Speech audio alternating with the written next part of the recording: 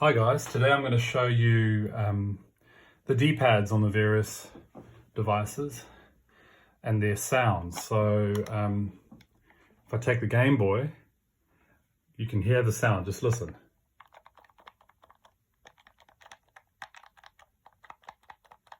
Slightly mushy, awesome D-pad. As I showed in another clip, the 8-bit Do D-pad mimics it. Game Boy Advance, it's a little bit shallow, but actually quite comfy to play with, even though it's smaller than some of the other D-pads.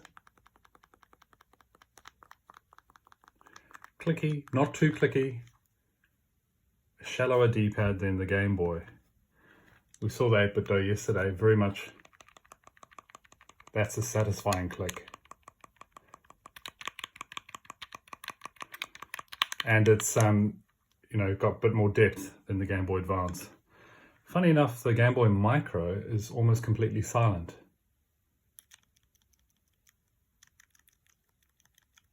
And small. So in a similar vein to the Game Boy Advance, similar size, actually a little bit deeper. You can see the D-pad on the Game Boy Advance is quite flat. On the Game Boy Micro, it's got a bit of depth.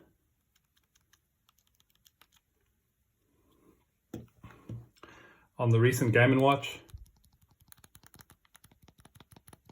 also not quite clicky, a little bit mushy, and a similar size and style to the Game Boy Advance and Micro.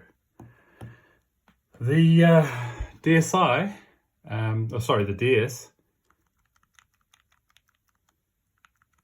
mushy. I actually quite like this D-pad, funny enough. It's really personal preference. Also a bit more depth than some of the other consoles, more similar to the Game Boy and the DSi XL. So the DSi range, they decided to bring the click back in. Listen to that. A much harder click than any of the other consoles. So similar to the switches buttons. And the size is actually not too dissimilar. Even though it's an XL console, it retains the same size if you look at the 8-bit Do D-pad compared to the DSi XL. So you're getting more of a D-pad in that one. One of my favorites, I've got a Switch Pro Controller, Monster Hunter Rise Sunbreak Edition. What they did with the D-pad on the Switch Pro Controller, it's got a texture on it, so sort of a light texture. It's grippy though. It's got a great feel to it, almost soft, velvety feel. And this, super awesome, clicky. I know some people complained about the D-pad on the Switch Pro, but I've got no problem with it. Great depth. Yeah, feels great. I'm honestly so stoked with this.